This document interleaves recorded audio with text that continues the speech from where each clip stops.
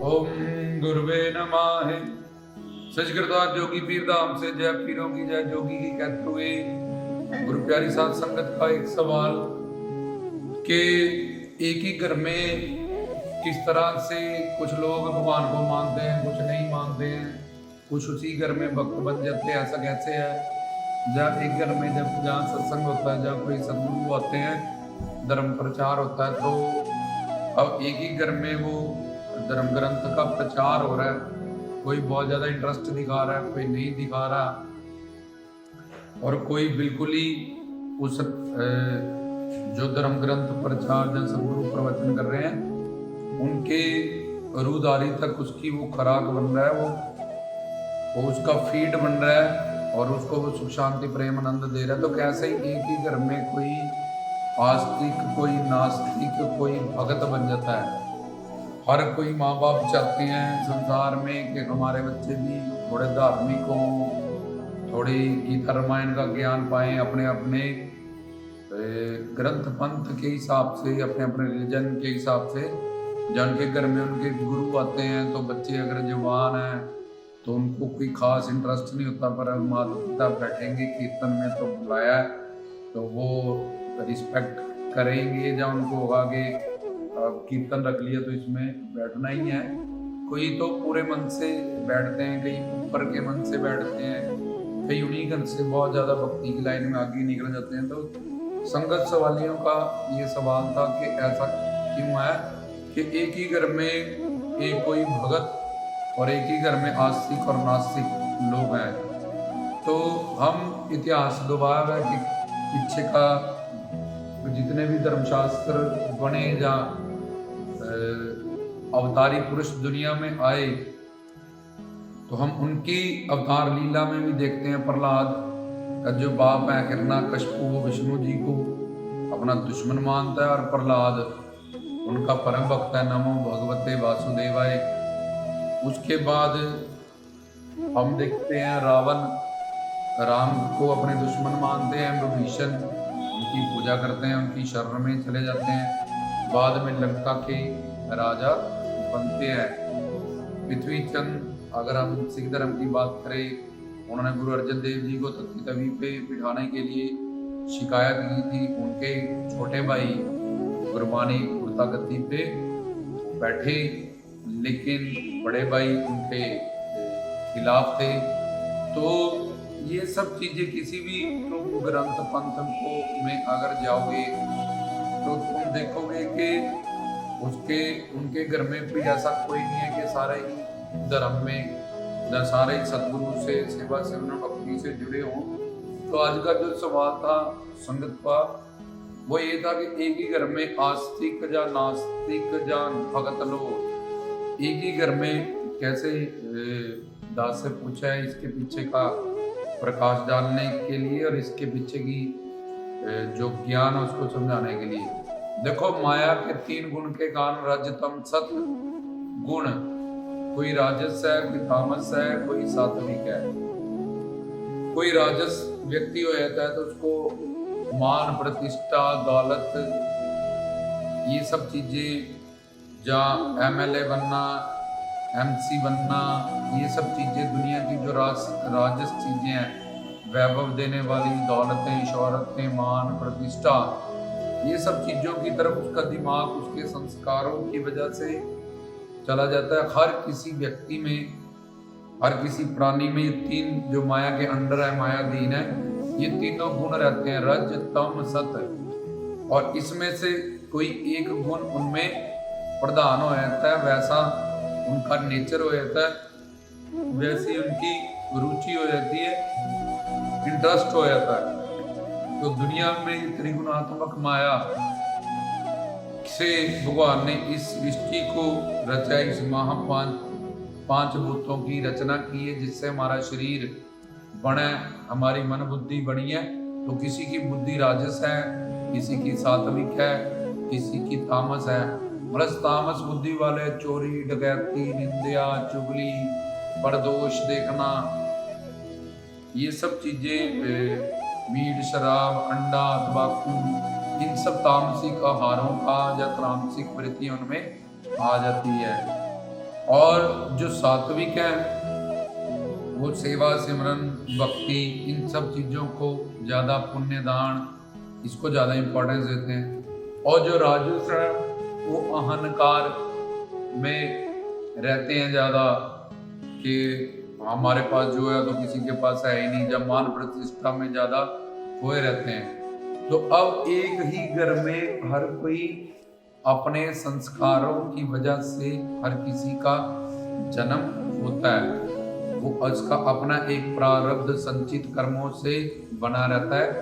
उसमें से कुछ कर्म को प्लस और माइनस, अच्छे या बुरे या पाप और पुण्य को भोगने के लिए हर किसी का जन्म होता है। तो अब वो अपने संस्कार उसके जैसे होते हैं, कर्म जैसे होते हैं, उसकी प्रवृत्ति वैसी बनती है, उसकी नेचर, इंटरेस्ट, रुचि वैसे बनती है।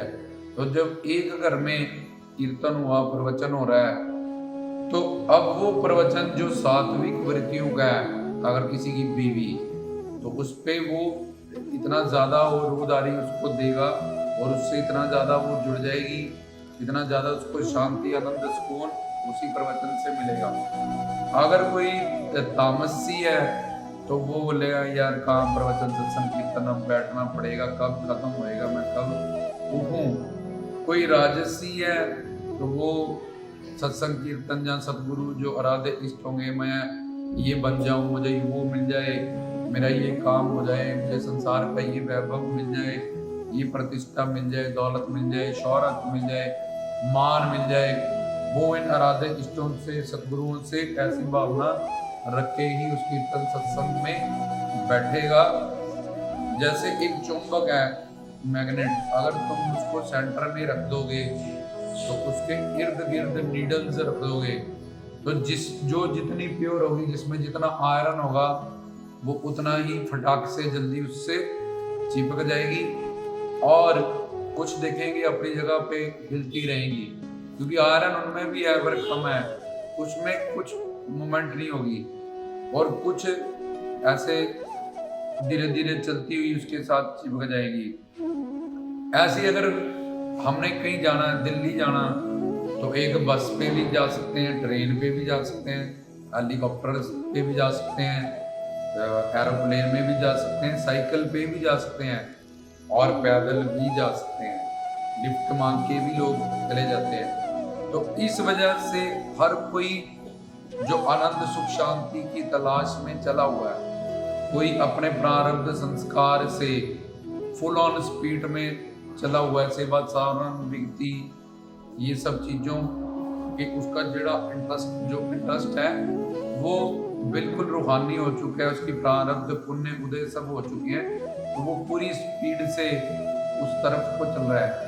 पर जिनको भी वास्तविक ज्ञान नहीं मिला, उसके ऐसे संस्कार पुण्य उदय नहीं हुए, आनंद क्या है, सुख क्या है, परमात्मा क्या है, शांति क्या है, ये मानव चोला क्यों मिला है, तो वो संसार में ही सुख शांति प्रेम आनंद या अपने जो संसार की कामनाएं हैं उनकी पूर्ति के लिए ही अपने सारे मानव चोले को काटते जा रहे हैं, जो उन कामनाओं को पूरी करने के लिए ही अपने जीवन को व्यतीत करते जा रहे हैं। तो प्रदर्शन था संगत सवालियों का कि एक ही घर में क्यों कोई भक्त बन जाता है, उसी घर में कोई बिल्कुल ही आस्तिक नास्तिक है, कोई उनके घर में भक्त बन गया, इतना बड़ा संत बन गया, तो ऐसे कैसे होता है। तो ये सब माया के 3 गुण, रज तम सत, इसको त्रिगुणात्मक माया कहते हैं। तो त्रिगुणात्मक माया के कारण एक घर में कोई राजसी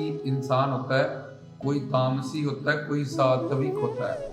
अगर 2 बंदे इकट्ठे भी कीर्तन पे जाएंगे तो हो सकता है पति चाहे कि मैं पूरा सत्संग सुन के जाऊं, पत्नी कहे नहीं मैंने घर जाना है, बहुत देर होगी, बहुत बैठ लिए।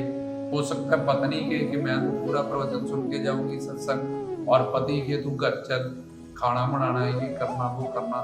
तो ये अपनी वृत्तियों से, अपनी संस्कारों से, अपनी रुचि जो बनती है, ये अपने संस्कारों की पिछले जो हमारे कर्म होते हैं उनके आधार पे हमारी इंटरेस्ट, रुचि, संस्कार बनती है। उन संस्कारों के हिसाब से हमारे फिर भाव भी बनते हैं कि ये हमारे दोस्त हैं। जैसे कृष्ण जी सुदामा उनको अपना दोस्त मानता है, उद्धव गोपियां उनको अपना प्रीतम मानती हैं, दासियां उनको अपना मालिक मानती हैं, वही कृष्ण जी तो एक ही हैं।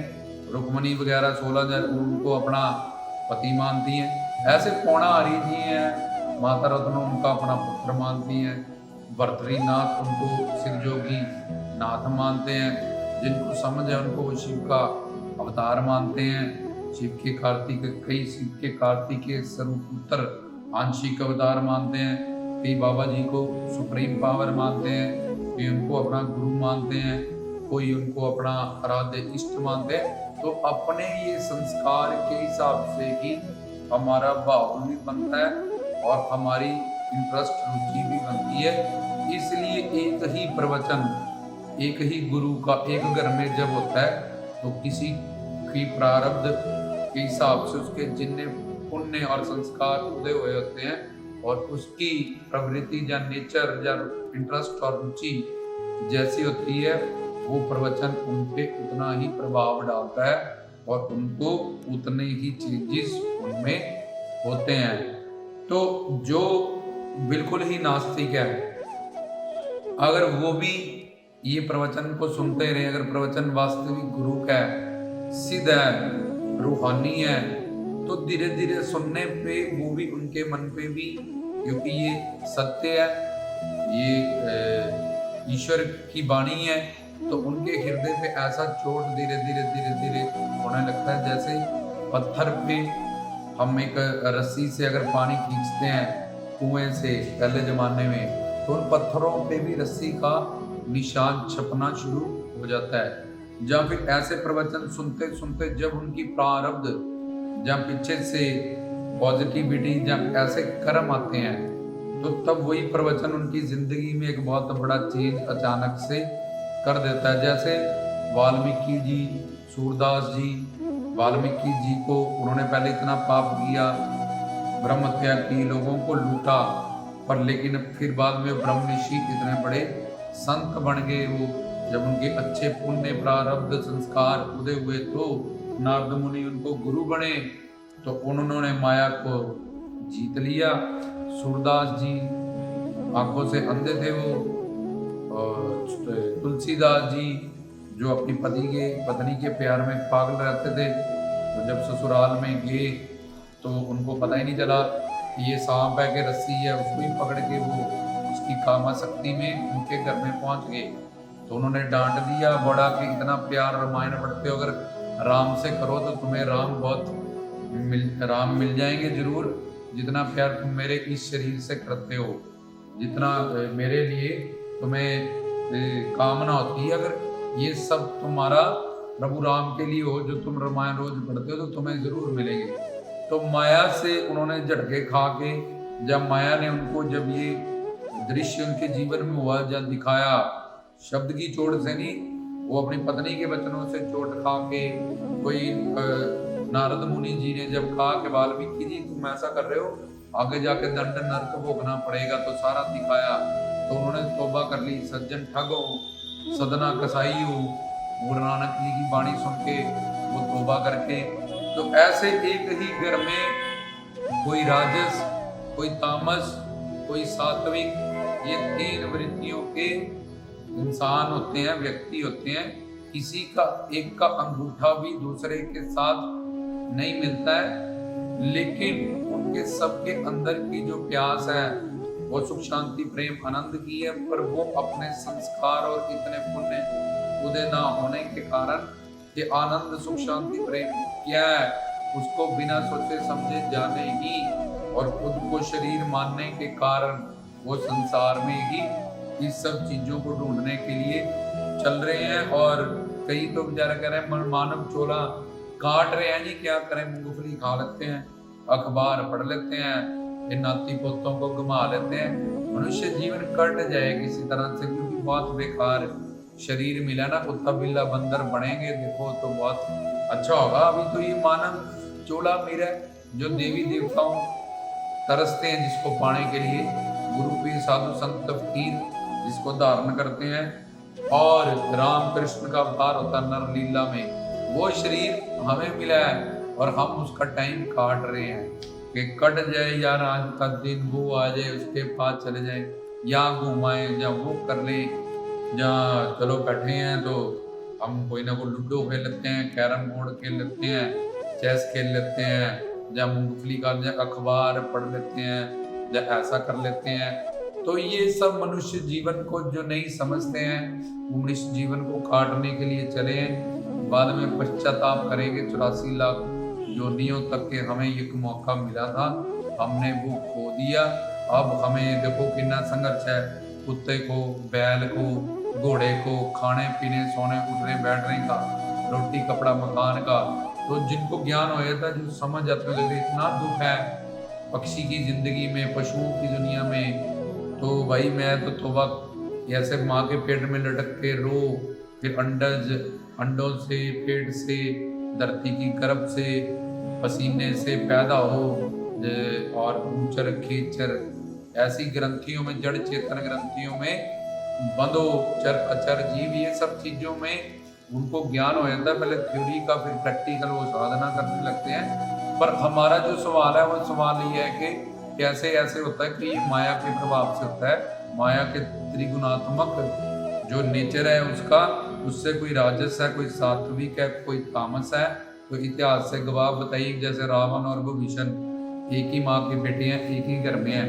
ध्रुव और उसके माता प्रहलाद और उसके पिता, जिसकी उसकी माँ थी, उसको उसकी सौतेली माँ आई, उसके बाप के पास नहीं जाने देती थी। तो उस बात पे उसको झटका लगा, उसने अपनी माँ से पूछा, उन्होंने बोला कि तू भक्ति कर विष्णु जी की।